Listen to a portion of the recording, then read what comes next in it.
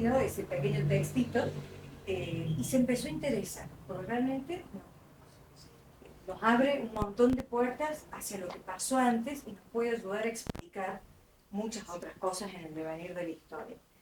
Y esto que compartimos, estoy segura, con él, es esta cuestión de la curiosidad, ¿sí? De hecho, él fue, creo que uno de sus atributos mayores, esa intelectualidad tan inquieta, tan de querer aprender y de querer ir más allá de lo que, de lo que se permitía saber, ¿sí?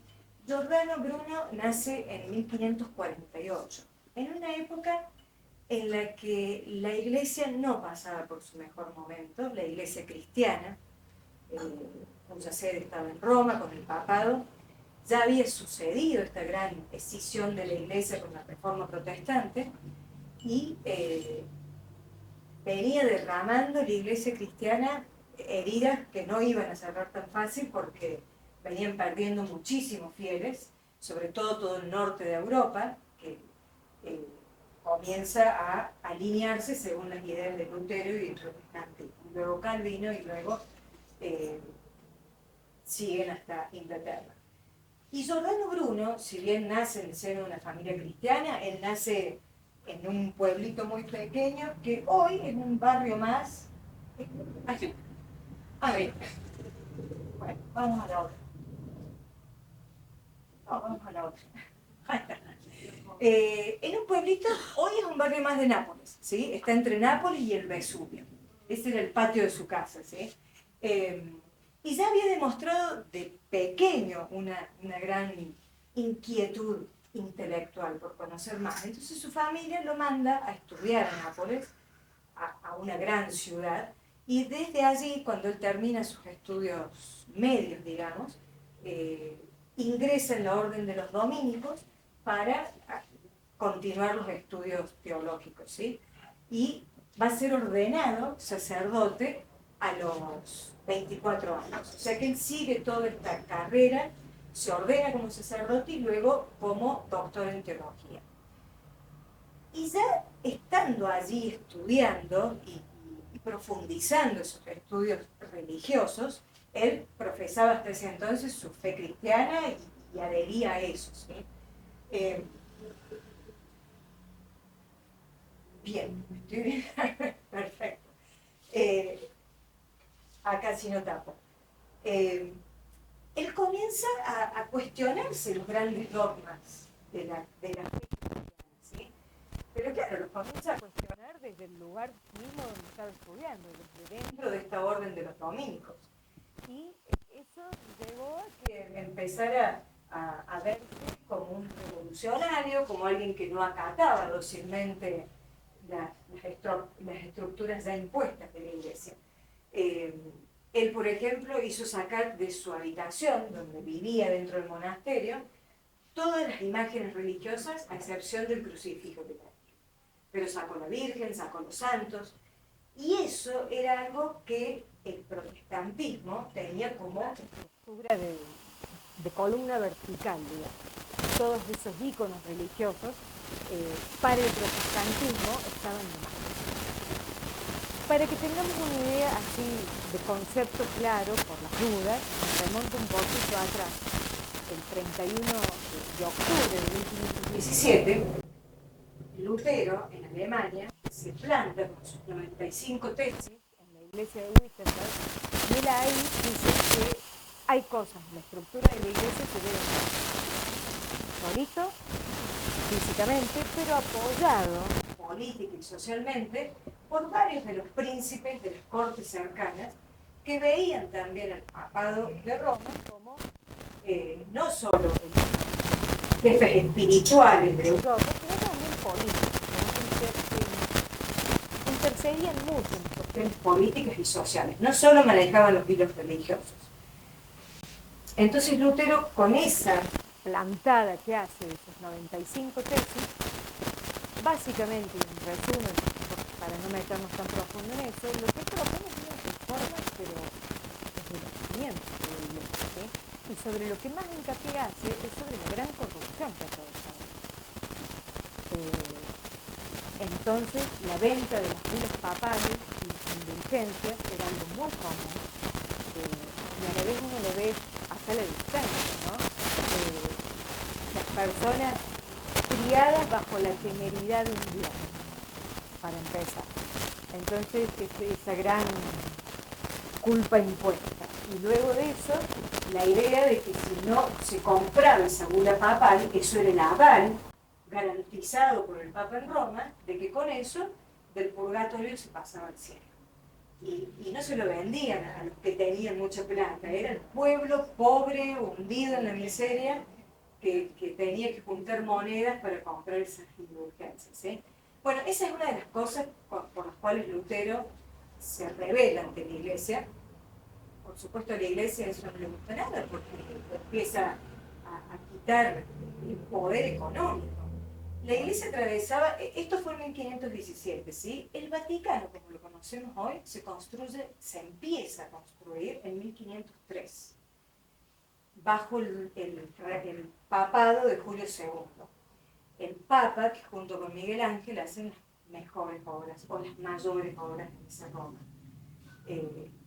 religiosa.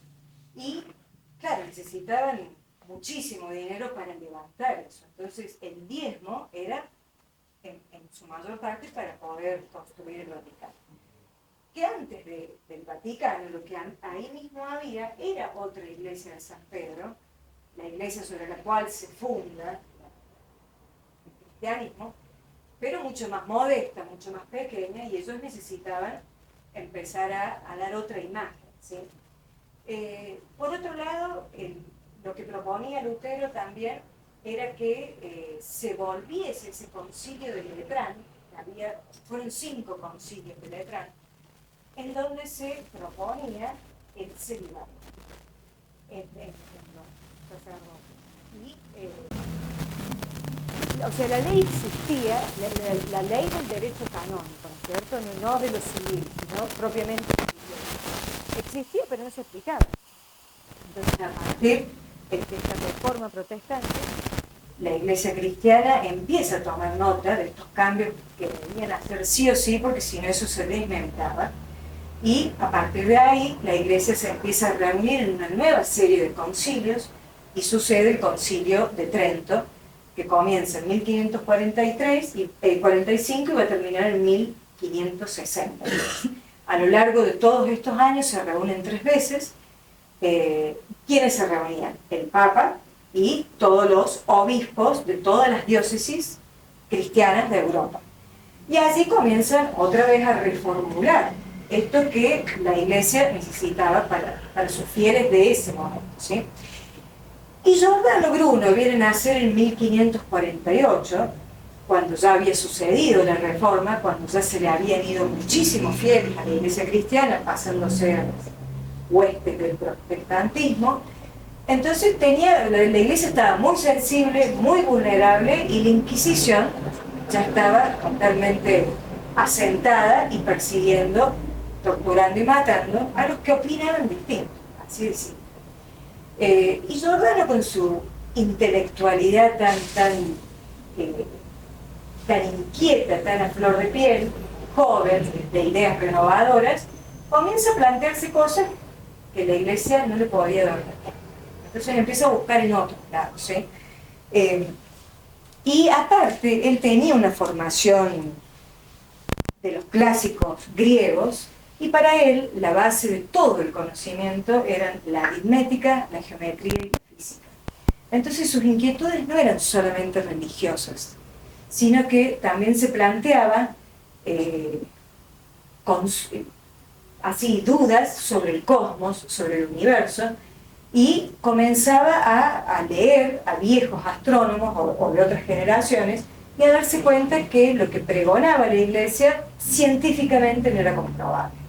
Por ejemplo, la idea instalada en ese momento, 1548, cuando él nace, era que la Tierra era el centro del universo.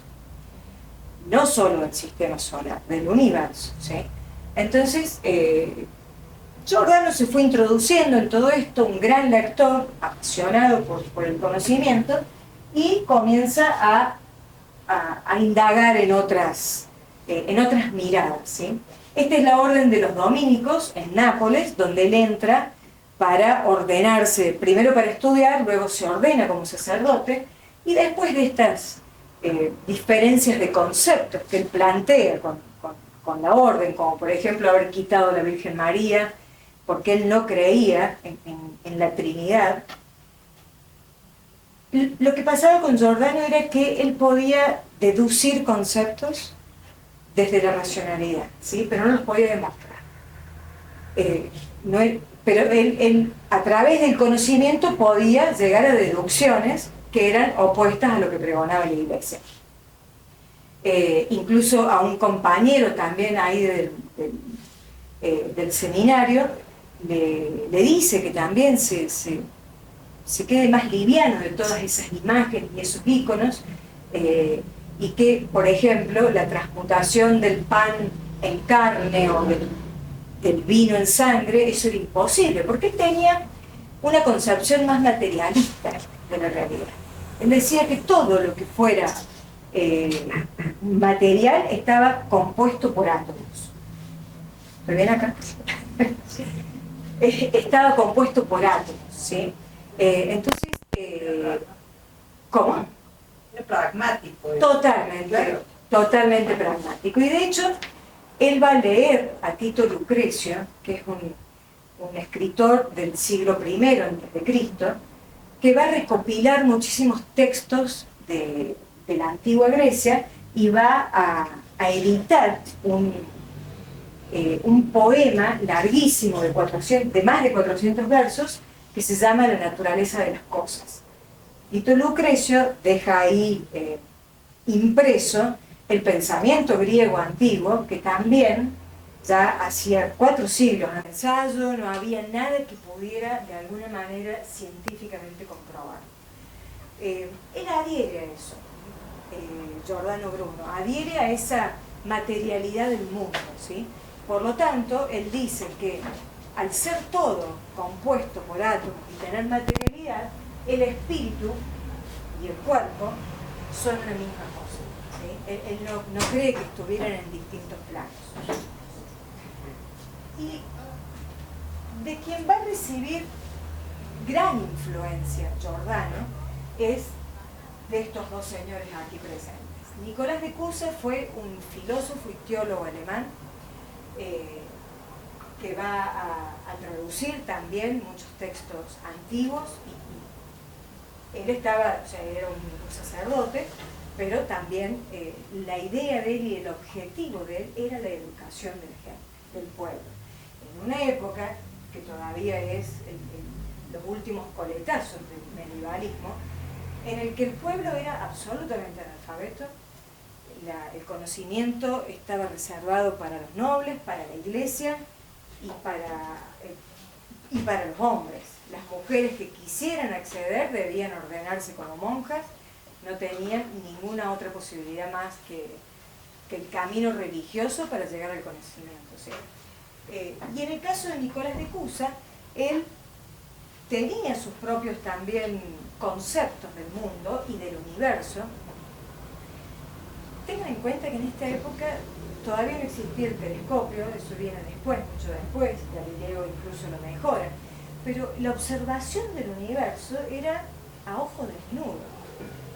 Leonardo da Vinci, cuando descubre una fase de la luna, era a través del ojo y del pensamiento, del desarrollo del pensamiento. Entonces, lo que han hecho estos hombres es tremendo, con las herramientas que tenían tan básicas. Y Nicolás de Cusa decía que Dios era infinito, ¿sí? Ese era el concepto para él. Dios lo abarcaba todo y era infinito.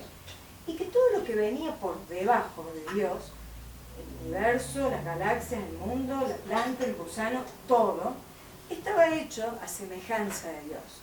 Entonces, por lo tanto, si Dios era infinito, el universo y todo lo que venía por debajo también lo era. Y si el universo era infinito, no se asociaba a esa idea que la Iglesia pregonaba de que la Tierra era el centro del universo. que después pasó a ser el centro del sistema solar y después pasó a ser un planeta más. ¿Sí? Entonces, ya a partir de acá, en 1400, esas ideas circulaban y con fuerza, pero todavía medias secretas, porque claro, era ir en contra de una estructura que no iba a permitir una opinión diferente. Nicolás Copérnico luego puede desarrollar aún más esa teoría y efectivamente demuestra que el sistema en el cual estamos nosotros, nuestro sistema solar, es heliocéntrico. Nosotros somos los que giramos alrededor de un sol que está en el centro, ¿sí?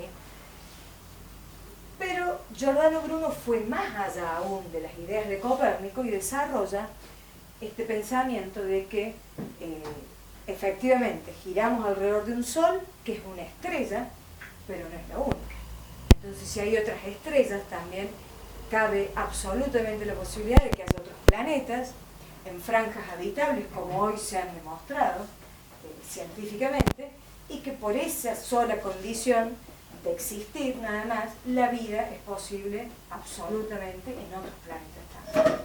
Bueno, eso para la Iglesia o sea, no lo podía ir por ahí contándoselo a la gente. Eso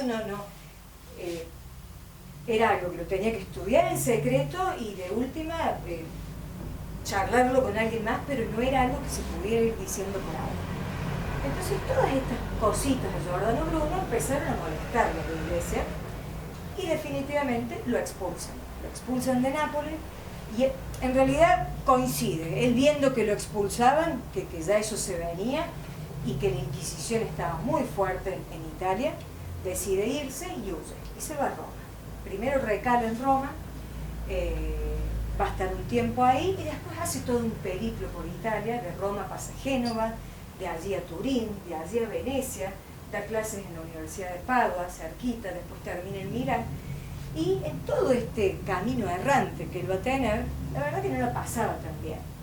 Prácticamente era un vagabundo que iba pregonando ideas en las cuales creía con muchísima convicción, ¿no?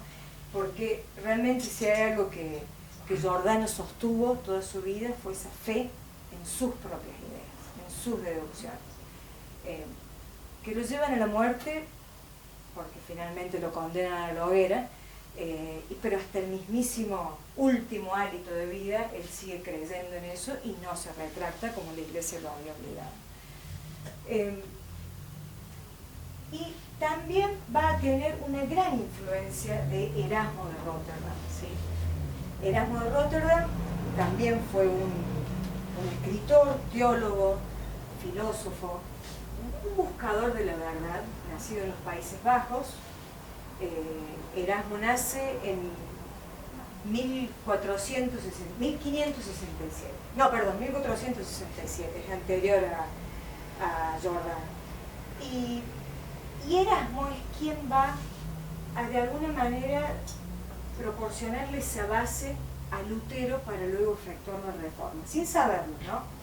De hecho, Erasmo nunca se adhiere después al protestantismo, pero Lutero sí va a decir en varias ocasiones que esta reforma que él comienza en la Iglesia fue gracias a los textos bíblicos que traduce Erasmo al latín y al griego, ¿sí?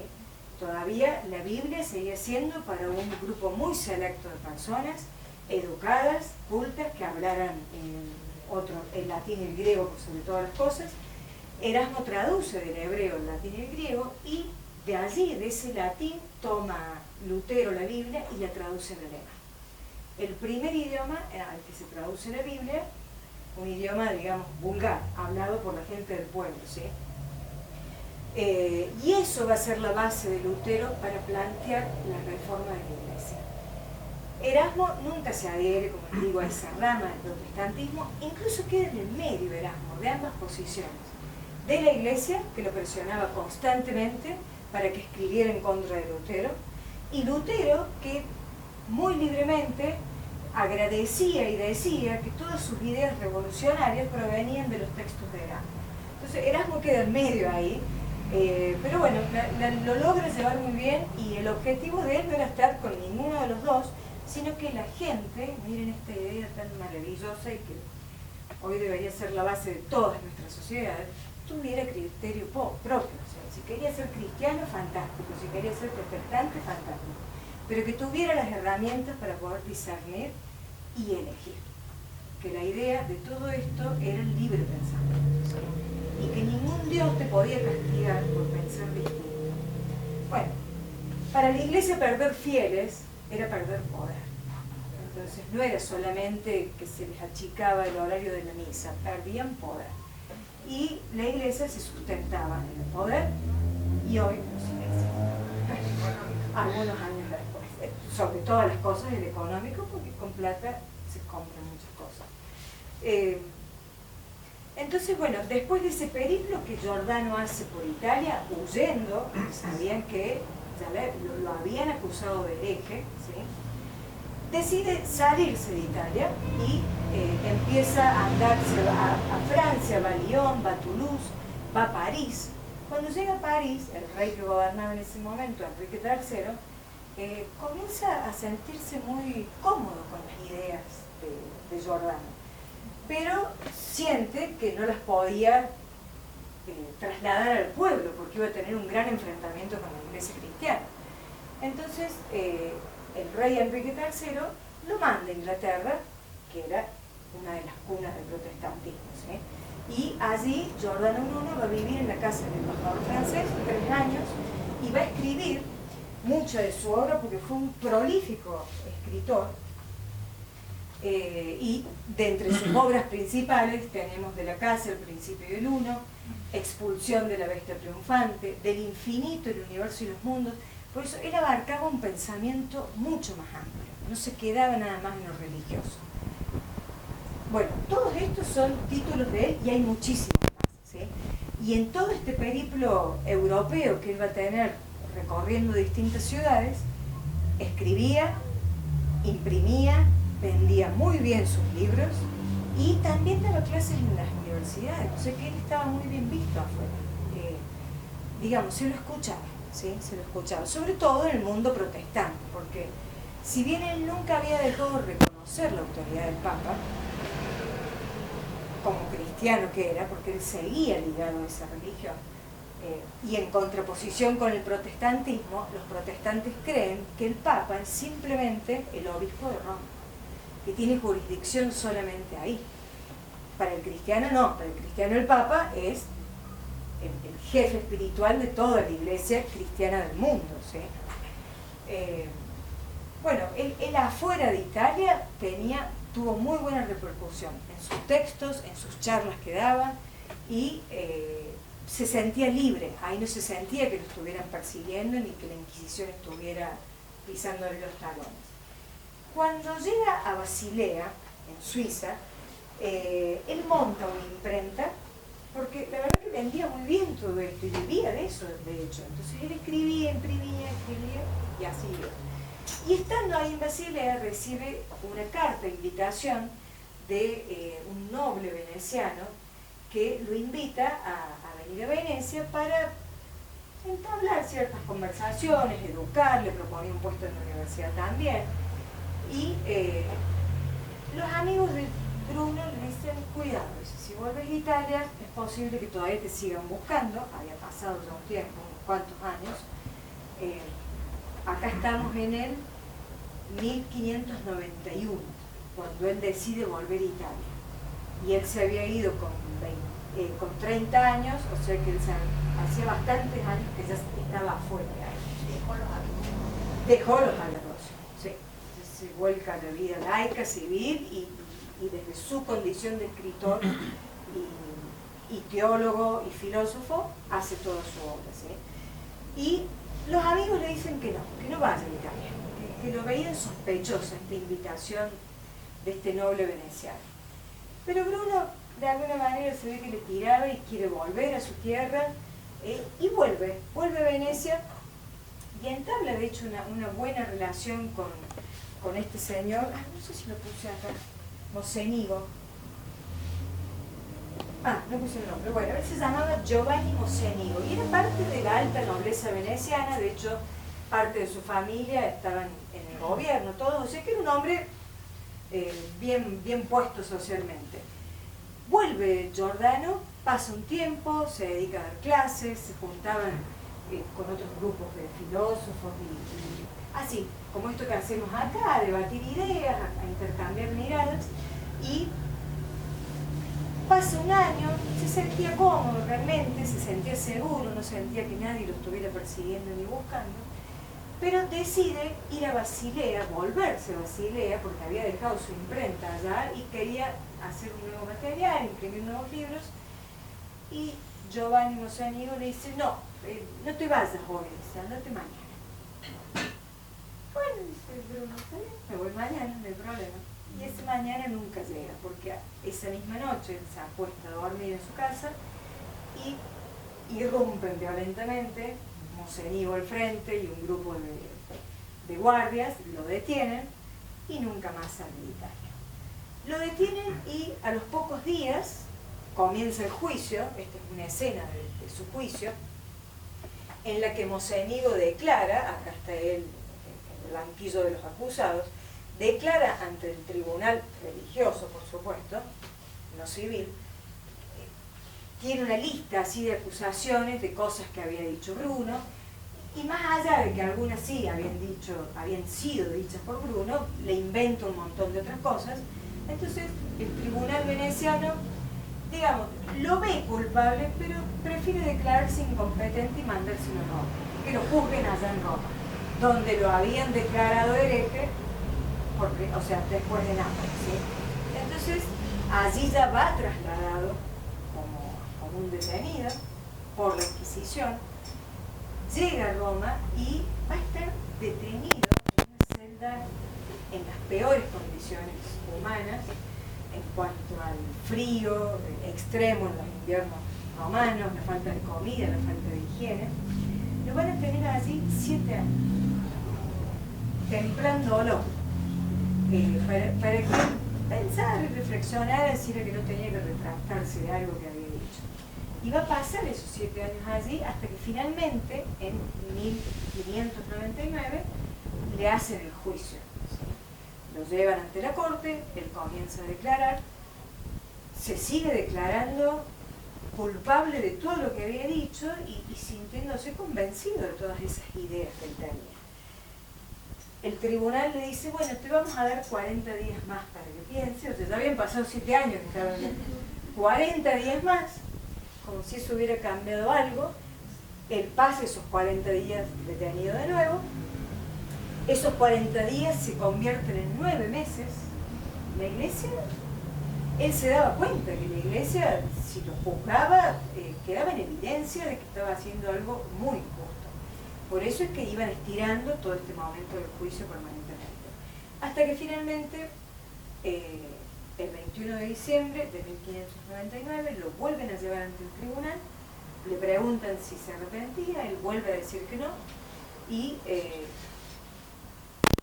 el 4 de febrero, dejan pasar enero, el 4 de febrero le dictan la sentencia. Y cuando le dictan la sentencia, que es la condena a muerte en la hoguera, y por un gesto piadoso de la iglesia, no lo iban a matar a palazos antes para que no hubiera derramamiento de sangre. Directamente lo iban a quemar vivo.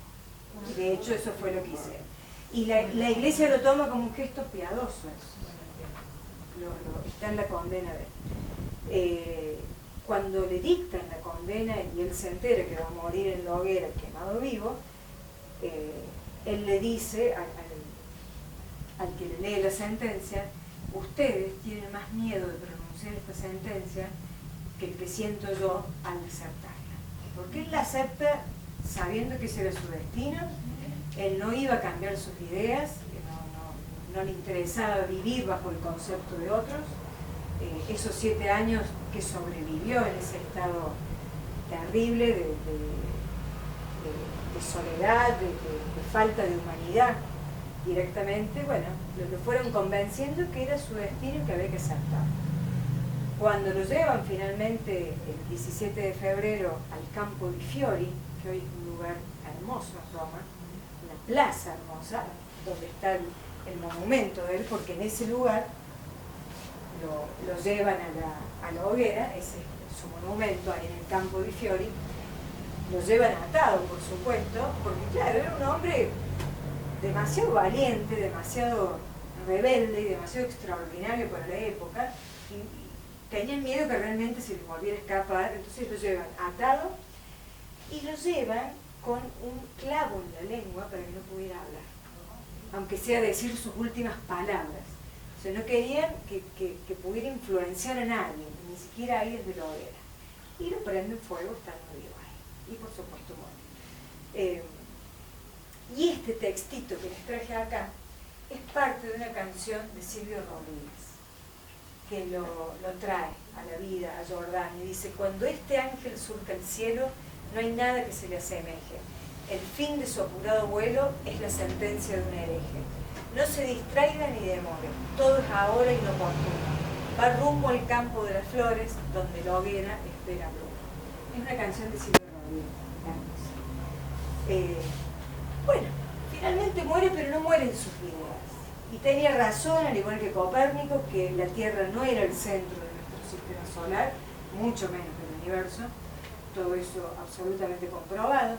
El mismo tribunal que lo juzga a él es quien lo juzga a Galileo Galilei unos años más tarde.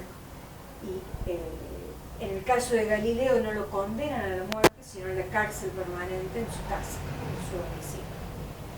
Galileo era muy respetado, muy querido, él era de la Toscana, había nacido en Pisa, muere allí cerca de Florencia, pero tuvo como más contención de parte de algunos nobles que no permitieron que lo prendieran fuego vivo a Galileo. Por eso se salva él de la muerte, pero sí queda en prisión en su domicilio en los últimos años de su vida. Por supuesto es posterior a Giordano Bruno. Galileo nace en 1564, el mismo año que muere Miguel Ángel. Y está enterrado ahí en Santa María de la Croce, en la misma iglesia donde llevan el cuerpo después de Miguel Ángel, en Florencia. Así que bueno, no sé si me extendí mucho.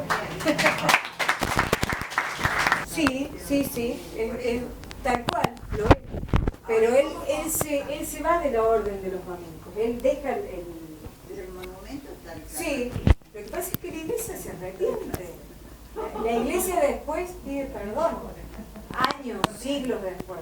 Ya lo habían quemado vivo, ya lo habían... Ahora, ¿y cómo comienzan las ideas de él a hacerse escuchar en el mundo después de que él muere así? Porque él tenía muchos libros impresos.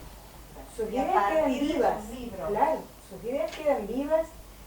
Cuando él viaja a Inglaterra, ahí está 3 años en Inglaterra, la conoce la reina Isabel I, siempre llegaba y estaba rodeado de los círculos de poder, o de los reyes, o de los altos clérigos, sobre todo en los países protestantes, ¿no? Porque si bien él no se sentía protestante, pero sus ideas estaban más alineadas con eso, ¿sí? Él pretendía una reforma de la iglesia también, algo que pasa en los tiempos de Miguel Ángel, y en los cuales Miguel Ángel, lo traigo a colación porque Miguel Ángel fue un tremendo artista, pero también tuvo en los últimos años de su vida una beta social en la que quiso desde adentro de la iglesia generar una reforma. No como lo hizo Lutero, desde afuera, ¿sí? Bueno, desde afuera lo ve el papado estando con sede en Roma. Él ve que Lutero estaba afuera. Lutero estaba en su propia iglesia cristiana. Era un sacerdote. ¿Sí? Miguel Ángel, junto con una mujer, que por ahí si no la conocen está bueno nombrársela, Victoria Colonna. Ella era una escritora, era de la alta nobleza también romana, por eso tiene acceso a través de ella Miguel Ángel a todos los círculos más altos de la sociedad. Pero Victoria Colonna, el cardenal inglés, Reginald Pole se llamaba, y Miguel Ángel tenían esto que tenemos nosotros acá, para intentar cambiar algunas cosas que luego las va a llevar a cabo Lutero con estas reformas, con estas 95 tesis que propone. O sea que el descontento de la sociedad con la iglesia venía hace rato. Me parece que la iglesia era muy poderosa y de a uno solito no se podía, había que realmente armar algo que fuera mucho más concreto. Ahora, por ahí para terminar de redondear la idea. Uno transita dualidades toda la vida, ¿sí? Lutero, que tuvo esa gran valentía, porque él sabía que también podía ser condenado como hereje y llevado a la horca o a la hoguera, después de proponer la reforma en la Iglesia cristiana, crear la rama del luteranismo, el protestantismo, que se asienta en la mayoría de los países nórdicos de Europa, después de eso va contra los judíos. Y Lutero es, y no se conoce mucho esto, pero es el padre del primero ataque en contra de los judíos. Hitler viene a hacer la cosa, hay un montón de hacer.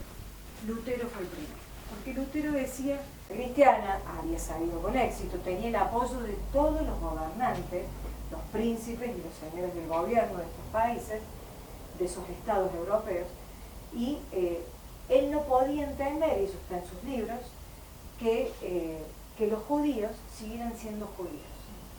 Que si el judío seguía siendo judío era porque los sacerdotes y desde el cristianismo no habían tenido la eficacia para poder combatirlos. Porque ellos decían que el judío estaba equivocado, así de simple. Entonces empieza una persecución contra el pueblo judío y les queman sus casas, les queman sus bienes y comienza el primer éxodo de los judíos que salen de ahí del sur de Alemania. Ese Lutero que había promovido cambios que parecían humanos en el seno de la iglesia, porque la iglesia se venía desbandando mal, es un hecho, o sea, no era una fantasía de Lutero. La iglesia era corrupta en cuanto a dinero, en cuanto a poder, en cuanto a sexo, el celibato era algo que debían acatar y ninguno era célibe, los papas tenían hijos, eso era muy común en esa época, ¿sí? Bueno, este hombre que hizo eso maravilloso, también hizo eso ¿sí? O sea que habita en todos nosotros esa dualidad. Bueno, y ahora sigue Franco. Bueno, la historia de Giordano Bruno, como contó Gaby, es una historia muy interesante. En general, los hombres y las mujeres de esa época del Renacimiento tuvieron vidas muy interesantes, vidas extraordinarias, podríamos decir, porque salen de lo ordinario. Y las consecuencias que tuvo que pasar fueron características propias de las edades medias. Las edades medias, si bien nosotros conocemos la Edad Media de Europa, es la más conocida, que duró 1000 años, o sea, son edades que suelen llevar sus tiempos, es algo común de las sociedades y de la humanidad. Y las edades medias ocurren cuando las personas pierden el contacto con lo sagrado, cuando pierden el contacto con los valores, sobre todo con los valores humanos, que son valores atemporales. La Edad Media europea empieza cuando cae el mundo clásico, allá por el año 400 después de Cristo, y la iglesia empieza a tener fuerza. Cierran todo lo que fueron las escuelas de filosofía, cierran lo que fueron los templos de las religiones griegas, de las religiones romanas. En aquel entonces hasta los oráculos eran instituciones públicas, o sea, así como hoy vamos, no sé, a los tribunales o al registro de patentes y que compras un auto, allá iban al oráculo a preguntar por cuestiones de la vida que uno desconocía o que no tenía capacidad de conocer del todo. Pero más allá de eso, que es algo anecdótico y fue la forma que tomó en Grecia, las edades de oro, o sea, los momentos de elevada cultura y de elevada humanidad en los pueblos, en las sociedades, se dan cuando los valores están vivos. Eso es algo muy importante a tener presente, porque Giordano Bruno fue un gran buscador de volver a esos valores, junto con todos los renacentistas. Y en general las edades medias se llaman edades medias porque están en el medio justamente. ¿En el medio de qué? De dos épocas de oro. Las edades medias suelen ser como los inviernos de una sociedad o de una humanidad, que están entre un verano y otro, podríamos decir. Y estos veranos coinciden con momentos donde los valores están presentes, donde lo atemporal vive, donde la búsqueda de lo trascendente, si se quiere, está vivo. En las edades de oro, algo que se ve en el ser humano es que es heroico. Lo vamos a ver en Giordano Bruno. Giordano Bruno fue un héroe, no solo de la filosofía, fue un héroe de su momento, fue un héroe del Renacimiento. Lo mismo en el mundo clásico, no había persona que no estuviera inspirado, bueno, tal vez sí había, no, sin generalizar, pero en general estaba muy presente la idea del héroe. El héroe, ¿quién era? Era este semidios porque tenía un padre o una madre divina y su contraparte terrestre, o sea, tenía un pie en cada mundo, pues el mundo era visto de dos mundos. Si bien era uno, como comentaba Gaby, tenía dos naturalezas contrapuestas, un mundo celeste donde vivía lo eterno, donde vivían los astros, donde vivía lo perfecto, y un mundo terrestre donde estaba, bueno, el ser humano, la parte animal, podríamos decir, del ser humano, junto con los minerales, los vegetales, los animales. Y el héroe iba a ser el puente entre esos dos mundos.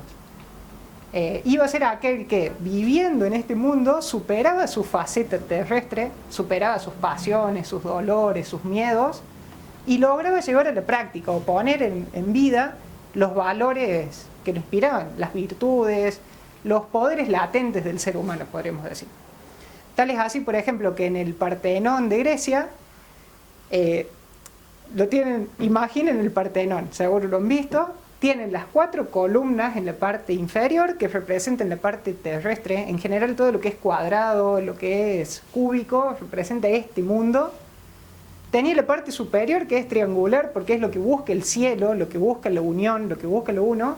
Y en el medio estaba un elemento particular que es el que une los dos mundos.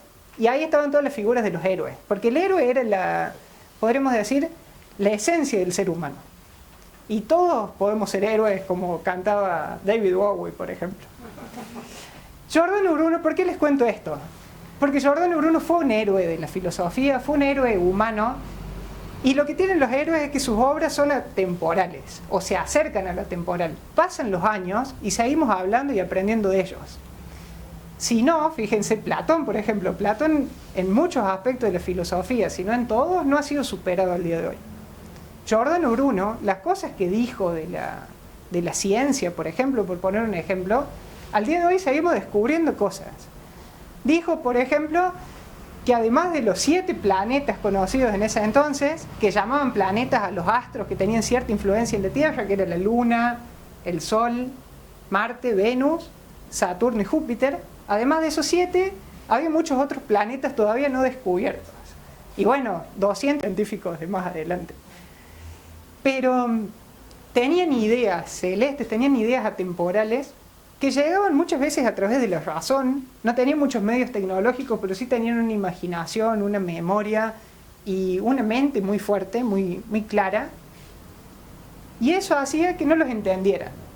¿Por qué? Porque en la antigüedad capaz que sí se entendía el espíritu heroico porque vivían. Es como las escuelas de filosofía.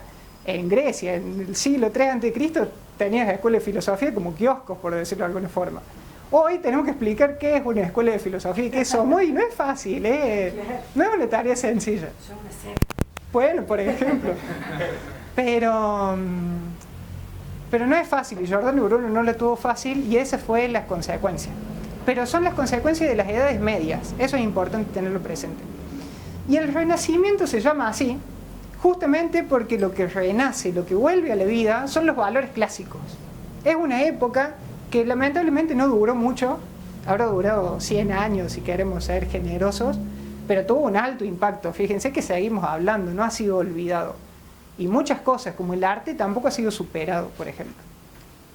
La ciencia ha sido superada porque, entre comillas, porque ahora tenemos tecnología, podríamos decir. Pero Giordano Bruno, por ejemplo, sabía que el núcleo del Sol era de hierro, hierro fundido, que uno dice, ¿cómo llegas a esas conclusiones? Bueno, y en el Renacimiento vuelven los valores clásicos. Por eso uno de los cuadros principales, una de las obras de arte, es el nacimiento de Venus. ¿Por qué? Porque vuelven a hacer estos ideales clásicos sintetizados simbólicamente en Venus o en Afrodita. ¿Quién era Venus? Bueno, el arte renacentista también da para hacer charlas, cursos, seminarios, podemos estar años, siglos hablando del simbolismo detrás de las obras. Pero Afrodita o Venus era una representación del alma inmortal del ser humano, que también solían llamarla Afrodita de oro. Eso viene de las tradiciones órficas, viene de mucho más atrás de Platón, de Pitágoras, de los presocráticos. Y la Afrodita de oro era el alma inmortal, la parte superior del ser humano, la parte trascendente que tiene el ser humano, que es como una perla. Por eso, si se fijan, Venus nace dentro de una ostra. Es como una perla. ¿Por qué? Porque es la síntesis de las experiencias de la vida, digamos. Y ahí vemos que la filosofía es para la vida, aunque por ahí nombrarlo así parezca New Age, por decirlo de una forma. Porque realmente la filosofía es lo que es el camino, como vamos a ver que Giordano Bruno fue un defensor de esta idea, es un camino que lleva a que el ser humano tome las experiencias de la vida cotidiana, que el dolor ha estado siempre, o sea, Giordano Bruno es renegado con sus cosas, como Platón es renegado con sus cosas, tome esas experiencias de la vida que son como la arena y el agua que pasan a través nuestro, y las más importantes las podamos volver sobre nosotros mismos, reflexionar, volver hacia nuestro interior y hacer una perla de eso. Y esas son las vivencias. Las vivencias son las experiencias de las cuales logramos sacar alguna enseñanza trascendente, podríamos decir. Y que ya después no las repetimos. Si no, vieron que cuando no aprendemos algo de las cosas vuelven. En un ex o en otro, por ejemplo, o en una ex o en otra. Pero es como evidente en muchos aspectos que uno va repitiendo cosas hasta que aprende. Esas son las vivencias. Y esas vivencias son las que alimentan al alma inmortal. Y cuando el alma inmortal se ve alimentada, despliega sus alas, decía Platón. Y Giordano Bruno va a tomar esa idea. Por eso, si bien su cuerpo se prendió fuego, posiblemente su alma haya remontado vuelo y se haya elevado a las estrellas, ya que Aristóteles decía que el fuego va siempre vertical hacia arriba, porque busca el lugar de origen de su luz en las estrellas. Entonces está siempre buscando ir hacia el cielo. Bueno, Giordano Bruno escribió un montón y comentábamos al principio que es muy difícil caraturarlo, podremos decir, o encasillarlo en una disciplina, porque si lo pensamos como teólogo, lo era. Si lo pensamos como físico, lo era. Astrónomo, era. Astrólogo, era. Psicólogo, era. Ingeniero, también lo era. En general, los renacentistas, el espíritu renacentista que viene a traer de nuevo a la vida este heroísmo y esta búsqueda, vuelven a buscar la sabiduría, buscan la sabiduría. Y esta búsqueda de la sabiduría es como una pirámide, decían los egipcios. No, la puerta, estoy viendo... permiso. La búsqueda de la sabiduría, decían los egipcios, y las civilizaciones es como una pirámide. Si la sabiduría está acá, uno puede acercarse por muchos caminos. Muchos son los caminos que llegan. En general, ¿cuáles se ven? La ciencia, la religión, el arte y la política, por ejemplo. Son caminos para acercarse a lo trascendente. Y fíjense la particularidad que mientras más cerca de la sabiduría estamos, menos distancia hay entre las disciplinas. Ese es el espíritu renacentista, poder acercarse y comprender las cosas viéndolo desde todas las caras posibles. Mientras más abajo estamos, más distancia hay entre la religión y la ciencia, por ejemplo. Bueno, y Giordano Bruno por eso es que escribió mucho. Se valió mucho de la mitología griega, resignificó muchos símbolos, explicó muchos símbolos, usó los símbolos como uno de sus lenguajes principales para hablar.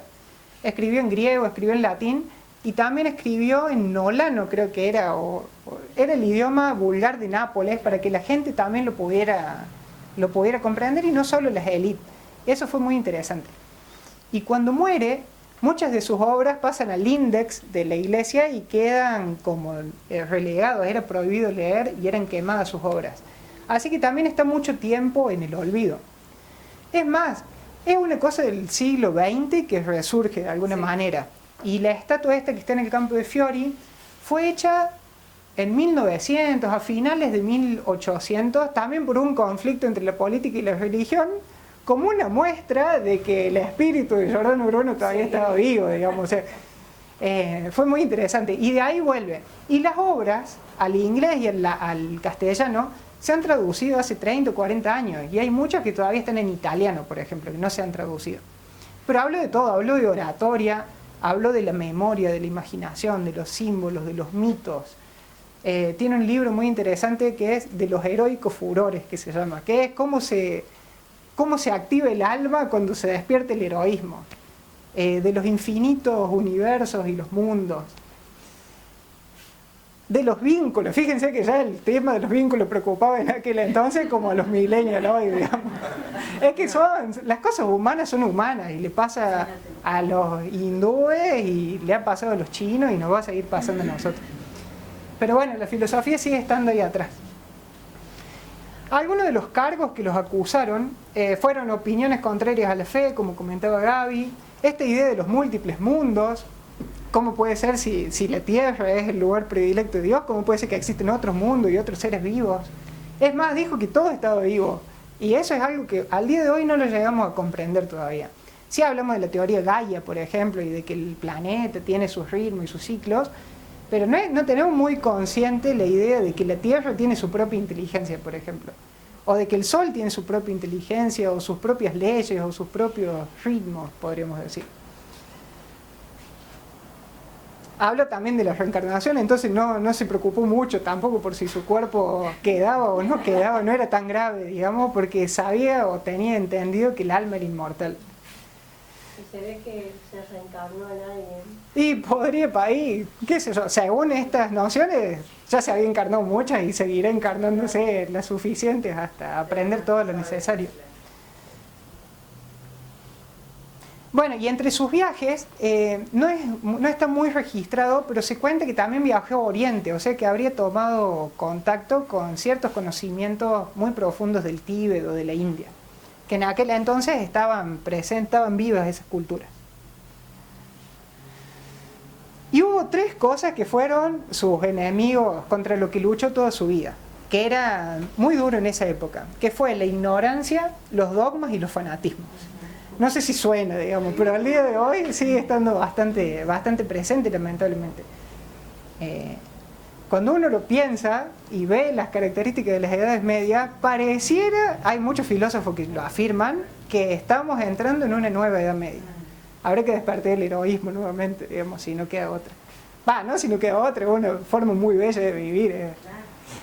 Y la educación era el medio para esta transformación. Giordano Bruno buscaba transformar el contexto en el que estaba. No se quedaba encerrado, podríamos decir, estudiando o escribiendo, sino que trató por todos sus medios de transformar la sociedad en la que estaba a través de transformar el ser humano. Lo que él buscaba transformar eran las costumbres de la época. Se dieron cuenta que estas costumbres que llevaban al fanatismo, a los dogmas, y que no acrecentaban el conocimiento del ser humano, por eso nos manteníamos en la ignorancia, eran contraevolutivos, podríamos decir. Contrario al desarrollo pleno del ser humano, con todos los problemas que esto trae. Y él veía en la educación esa capacidad, y muy de la mano de Platón, ya que era ampliamente platónico, y neoplatónico, y presocrático, o sea, de los filósofos físicos que él nombra mucho. Él sostenía que la educación no era poner algo nuevo en el ser humano, sino que era educir de su interior lo que el alma ya sabía. Fíjense que para los griegos, y esto lo dice Sócrates, y muchas veces por lo mismo lo mataron a Sócrates, por decir lo mismo, dice, el alma es sabia por naturaleza. El alma, cuando estuvo en el mundo de las ideas, en el mundo celeste, estuvo en la sabiduría. Pero cuando viene la vida, se olvida porque toma las aguas del olvido, dice. Por eso educar, aprender, no es más que recordar, dice Sócrates. Y esta educación se hace a través de la mayéutica, por ejemplo, que era la técnica de preguntas y del diálogo que tenía Sócrates. La mayéutica era la técnica del parto, porque así como una partera trae a la vida un nuevo ser cuando hace su oficio, así el educador trae a la vida al alma nuevamente de las personas, si logra hacer bien su trabajo. Es muy interesante esa idea del alma como sabia, entonces uno recuerda. Y Giordano Bruno fue muy importante la idea de la memoria. La memoria y la imaginación fueron como las 2 armas principales de la mente o de la conciencia humana para volver a la vida al alma, digamos. Vamos a hablar más adelante de esto. Bueno, ni hablar que fue un amante de la naturaleza y la libertad, ¿sí? La libertad de pensamiento, en el campo miraba para arriba y se perdía, se fundía mirando las estrellas y mirando el cielo. Y tuvo gran impacto las enseñanzas de Giordano Bruno en su época, porque pasó algo sorprendente en esa época, en el cielo. Fíjense que el cielo, que era algo quieto, era algo estático y algo que permanecía para siempre, aparece una nueva estrella. Y claro, ¿cómo puede aparecer una nueva estrella si el firmamento era lo permanente, lo perfecto absolutamente, y lo que no tenía ningún tipo ni de movimiento ni de cambio? Eso venía desde Aristóteles. Fíjense, esta era como el esquema del mundo desde Aristóteles, siglo 3, 4 antes de Cristo, hasta el 1500. Un Dios que estaba por encima del mundo, un Dios que no estaba en el mundo, sino que era un Dios que estaba por encima, que le había dado vida, que era una cosa circular donde se daba la vida, pero en la tierra es donde se daba la vida, fuera de la tierra era otra cosa, ni vida. Hay muchas discusiones sobre si había vacío, si el mundo estaba en algún lugar, si el mundo no estaba en ningún lugar, si se movía, si no se movía. Y la idea del cosmos era esta: estaba la Tierra como centro y todos los demás astros se movían en sus propias órbitas, que decían que eran órbitas circulares, y al final de todo, como si fuera la cúpula, digamos, estaban las estrellas fijas. Y esta idea duró 1000 y pico de años. Giordano Bruno lo que dice, o mejor dicho, lo que pasó en esa época es que aparece una estrella nueva en el firmamento, y esto se rompe los cimientos. Fíjense que eran bastante frágiles, para que un punto de luz perdido en el infinito te haga trastocar todo 1000 años de conocimiento, no eran tan sólidos, digamos. Lo mismo, ni a hablar cuando apareció un cometa, decían que eran, los que eran cristianos decían que era un ángel, los que eran físicos decían que era una luz del sol, los que eran hindúes decían que eran los devas que aparecían por ahí. Cada uno, según su concepción, trató de explicarlo de alguna manera.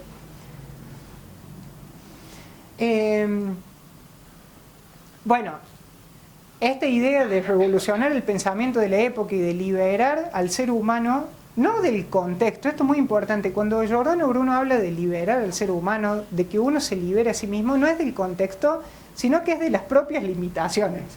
O sea, lo pone en un escalón mucho más difícil, porque el contexto más o menos cambias de contexto y en una de esas cambias de circunstancias. Pero superar o liberarse de las limitaciones de uno mismo, eso es un poco más difícil, y por eso es lo que vive.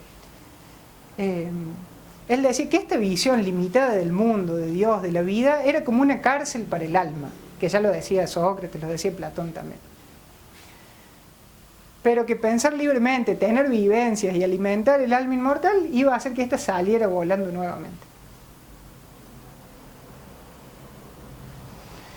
Bueno, vamos a hablar algunas cosas de lo que dijo, entre ellas que el universo es infinito.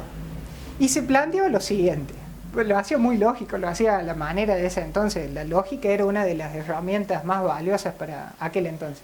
Decía, si Dios es infinito, nadie dudaba de que Dios era infinito y todopoderoso. Además era bueno, Dios era la idea de la generosidad y la bondad. ¿Por qué no iba a hacer un mundo infinito? Dice, si el mundo es infinito, si Dios es infinito, ¿por qué no hace un mundo infinito? Porque es vago, dice, ¿cómo nos vamos a hacer la idea de un mundo vago? No va a trabajar para que todo esto sea.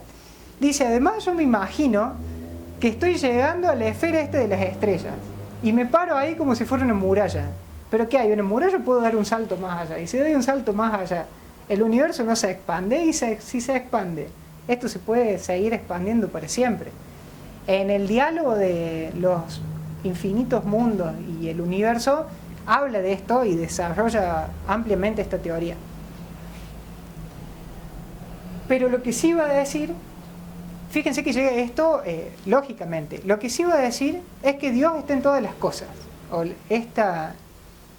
La idea de Dios está en todos los seres, y todos los seres, ya sean planetas, estrellas, animales, minerales, la dimensión que sea, comparten la misma esencia que los dioses, digamos, la misma esencia de Dios. Esto lo marcaban acá los egipcios, después si tienen tiempo miren el juicio del corazón, cuando una persona moría, el alma era pesada, y acá están todas las partes del alma, las experiencias, etc. Pero este representa el espíritu humano, y el espíritu humano en su esencia, decían los egipcios, tiene la misma altura que los dioses que están ahí. O sea, es de la misma naturaleza, podríamos decir. Eso defendía Giordano Bruno. ¿Será una especie de panenteísmo? Es un panteísmo, sí. Veían, es común de los filósofos, eso es muy interesante. Salvo casos particulares en la antigüedad y los modernos, los contemporáneos, los filósofos han sido siempre panteístas, han visto a Dios en todas las cosas de alguna manera. Bueno, decía que en cada ser humano habita un universo infinito, nada más que hay que irse hacia adentro para dejarlo vivir ese universo infinito. En cada uno se vislumbra un mundo.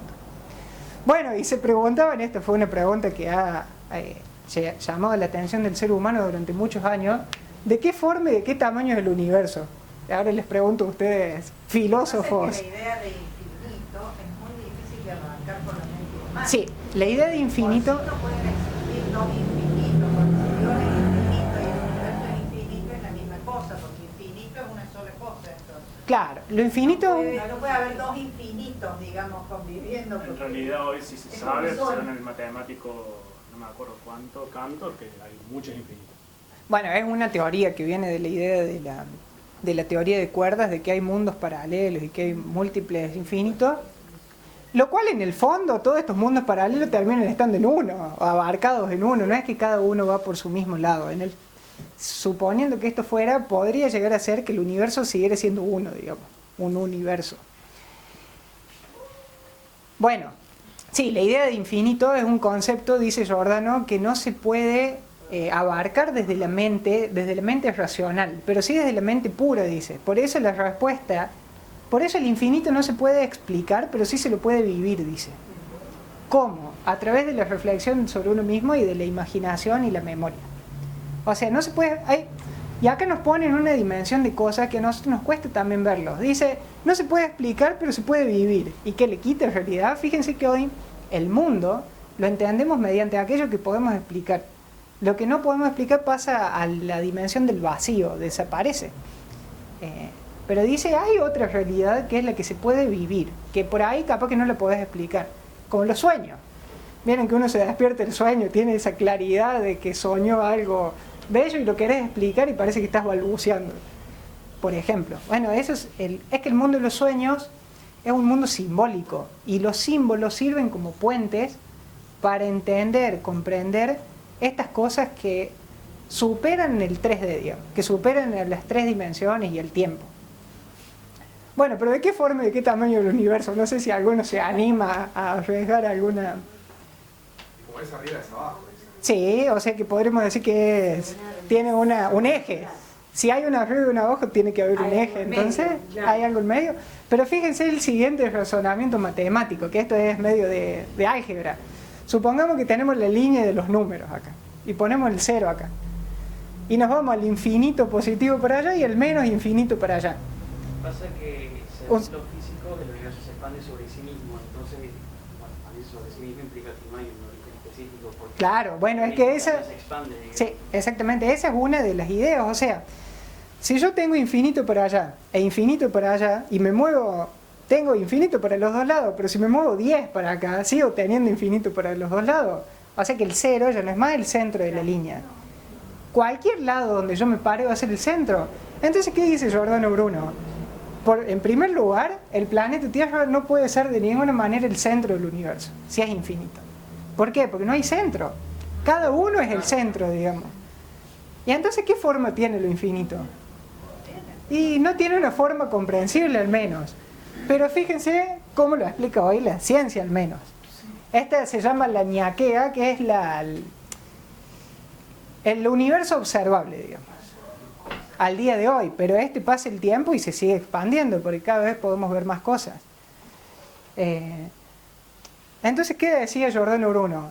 Y esto lo tomó Einstein, que es una frase famosa de Einstein. El universo tiene el tamaño y la forma de la conciencia que está observando, digamos. O sea, según lo que cada uno conoce, según lo que conocemos, es el tamaño del universo. Es la forma en la que el universo se ve a sí mismo. También, sí, eso sí, pero la forma en que cada uno percibe el universo es distinto y eso es tiene grandes consecuencias en la forma de reconocer la vida y de vivir, digamos. Y el universo, como la conciencia la veían como un foco de luz, digamos, va a tender a ser algo esférico. Porque fíjense, un fósforo, la luz en general, ilumina esféricamente, o bueno, tal vez elípticamente, según las teorías de Einstein, pero si uno tiene un foco, todo a su alrededor se ilumina. Por eso, de alguna manera, tendemos a pensar al universo como algo esférico, porque es la forma en que lo percibimos. Bueno, y ahí ya más o menos hablamos, si podemos conocer el infinito. Lo que decía Giordano Bruno es esto, no lo podemos explicar, pero sí lo podemos vivir. O sea que de alguna forma sí lo podemos conocer. Bueno, otra de las cosas que dijo es que el Sol era una estrella. El Sol, antes de Giordano Bruno, no era visto como una estrella, era visto como el más poderoso de los astros, pero no como una estrella. Giordano Bruno dice que es una estrella más junto a todas las otras estrellas del firmamento. Y así como hay un sistema y planetas que giran en torno a él, así también va a haber planetas y sistemas girando en torno a todas las demás estrellas con sus seres vivos correspondientes. Porque si no es para albergar la vida, ¿para qué van a estar? Dice. ¿Para qué la naturaleza va a gastar recursos si no es para la vida? Y también va a decir que el Sol, a su vez, no es el centro, sino que se está moviendo. Y después vienen imágenes como esta del Sol moviéndose sobre su centro. Dijo otras cosas que por ahí, ni se lo suelen mencionar en general, en ámbitos académicos al menos, que en el Sol viven seres, que son seres del Sol, de naturaleza solar. Y que estos seres se iluminan por otros soles mayores todavía. No ven la luz del Sol, sino que ven otros soles mayores. Son tradiciones muy, muy antiguas y muy profundas esas. Bueno, las estrellas también van a ser infinitas, todo se mueve, todo lo que está vivo se mueve, eso es una máxima de los presocráticos, los físicos o filósofos físicos, porque son los que estudiaban la physis, que es la naturaleza. Pero la physis no era la naturaleza de decir, bueno, vamos a plantar un arbolito, vamos a ver el agua cómo pasa, que también estaba incluido, pero la physis era el mundo manifestado con todas sus leyes, todas sus dimensiones, sus interacciones y todos los vínculos entre las partes. O sea, era la manera del universo. Como verbo, ¿no? ¿Cómo? Natura era sustantivo y física era verbo. Sí, natura en general es del latín, viene de después, physis viene de los griegos, de los presocráticos, digamos. ¿Sí? Bueno, y esto también comentó Gaby, que todos los elementos están compuestos por átomos. Fíjense que estas ideas inspiraron mucho a los científicos de nuestra entonces. Tal es así que Bohr, cuando quiso explicar el átomo, ¿qué dijo? El átomo es como el sistema solar. Y entonces uno, si no lo ve, no puede llegar a definir eso. Hoy esa teoría se ha descartado, pero fue un modelo que al día de hoy nos sigue sirviendo para explicar y entender el átomo. Ahí viene la analogía. La analogía es, podríamos decir, una de las principales armas de los filósofos para explicar y entender las cosas. Porque une memoria e imaginación. Uno puede entender y ver cosas sin verlas, podríamos decir, más allá de lo que entendemos. Entonces, ¿qué dice? El átomo, por sus características y etcétera, por ser un universo en sí mismo, es como el sistema solar. Bueno, y esto que les comentaba, de que todo lo que está vivo se mueve, o todo lo que se mueve está vivo, que es una tradición muy antigua, decía Pitágoras, todo lo que está vivo se mueve, y lo que se mueve hace sonido. Y eso lo tomó Giordano Bruno. Entonces, todo el universo no solo está vivo, sino que canta continuamente. Es una forma bella de ver las cosas. Pitágoras decía que cuando uno está tranquilo, en paz, en el interior de uno mismo, logra escuchar la música de las esferas, que es a lo que llamamos silencio en la Tierra, digamos. Y esta misma idea, después Platón va a decir que cada nota, cada intervalo entre los sonidos tiene como sus formas geométricas, la va a tomar Kepler, y Kepler va a hacer una unión entre Copérnico, Giordano Bruno, Platón y Galileo Galilei, y va a decir las órbitas de los planetas no son circulares, sino que son elípticas, que también lo dijo Giordano Bruno. Sí. Y dice, no solo eso, sino que las distancias entre los planetas son las mismas distancias que separan a las notas musicales. Fíjense el poder de la imaginación humana para entender cosas. Y después se verificó que, si bien no son exactamente las distancias, están bastante cerca, digamos. O sea, si uno representa las distancias como vibraciones o como periodos con alguna unidad común, se los ve muy cerca. Bueno, Bueno, y Giordano Bruno se decía ser un filósofo natural, o sea, traía las tradiciones de los presocráticos de Platón, pero también de Oriente y de Occidente. Los filósofos naturales lo que hacen es estudiar la naturaleza en su contexto. Buscan las causas, las leyes de las cosas, buscan comprender el porqué y la razón de las cosas.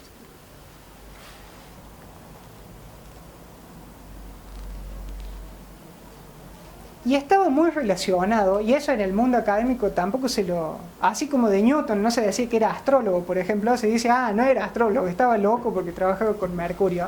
De Giordano Bruno trabajó mucho el tema de la magia natural, podríamos decir.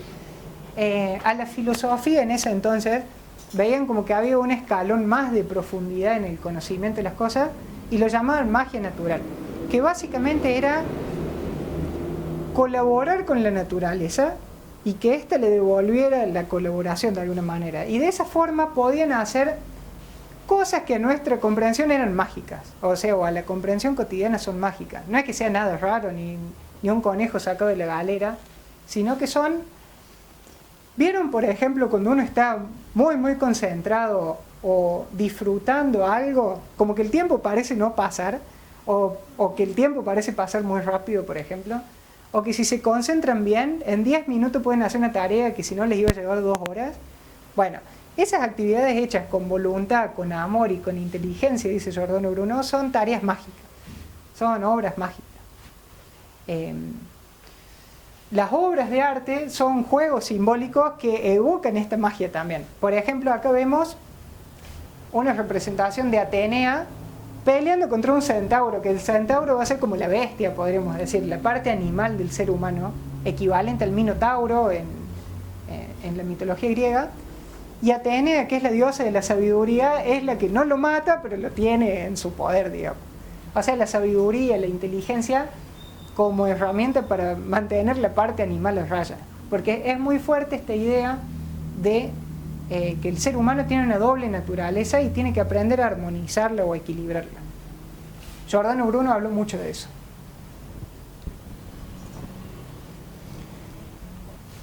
Bueno, también habló de los 3 planos. Esto los toma de otros de sus maestros que fueron Marcello Ficino.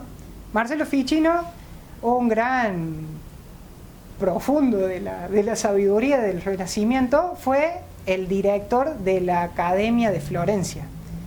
Fíjense cómo en el Renacimiento vuelve lo clásico, que vuelve a aparecer la Academia de Platón, nada más que ahora a cargo de Ficino. Y el otro que hablaba de esto era Cornelio Agripa, que también fue otro gran personaje de esa época.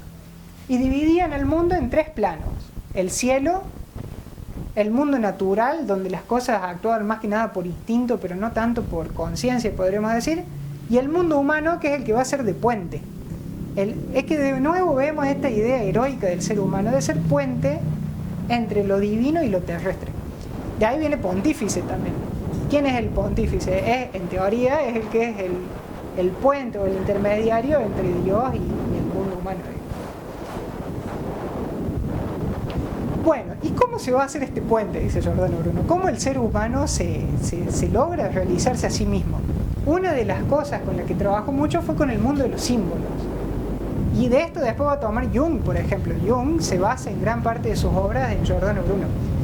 Dice que la psiquis humana, que justamente la psiquis es como este eslabón que une los 2 mundos, está repleto de símbolos. Algunos símbolos divinos que evocan cierta fuerza o poderes del ser humano. Y hablaba de la memoria. O sea, fíjense que Giordano Bruno tenía como un mundo interior. Todos tenemos un mundo interior. Él lo tenía muy desarrollado y muy ordenado. Como, hablando muy en millennial, como si jugara el Sims con su propia psiquis. Iba ubicando símbolos según la fuerza, la deidad o la representación que le quería dar. La ubicaba en el interior de su psiquis, de su conciencia. Y eso luego le servía para volver a recordar todo lo que quisiera. Tal es así que se memorizaban textos infinitos, por decirlo de alguna manera. Sistema de asociación. Sistemas de asociación por imágenes muy fuertes. Pero lo importante es que era este trabajo consigo mismo. Giordano Bruno lo hacía a través de símbolos, pero era la fuerza que tenía este trabajo con uno mismo. Cada símbolo, dice, es una puerta al infinito, a comprender el infinito. Y como les comentaba, esta es una de las representaciones geométricas que hacía de este mundo simbólico interior, muy parecido a lo que van a ver en Jung después. Pero decía que la memoria y la imaginación son estas dos grandes armas de la conciencia para hacerse a sí misma. Y decía que este es el gran poder del ser humano. No tanto ver símbolos, imaginar símbolos o ubicarlos, sino poder unir los dos mundos. Y es una responsabilidad ante uno y ante la divinidad. Dice que si podemos hacerlo, tenemos que hacerlo. Eso era curioso. Y hablaba mucho de la mente como un espejo la hablaba. Decía que el cielo, lo divino, se expresa a través de símbolos, porque cosas como el infinito no las podemos explicar mucho. Entonces la mente debía ser tan limpia que pudiera reflejar el cielo, digamos. Era como un espejo que tenía que estar orientado hacia el cielo para reflejar las cosas del cielo. Por eso si se tapaba con mugre había que limpiarla cada tanto, había que purificarla, etc.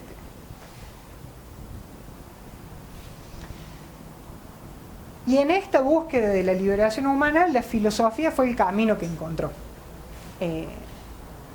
Un camino que, como después va a dibujar William Blake, más hacia el 1900, es un camino evolutivo y que se va acercando a lo uno, que es el interior de uno mismo.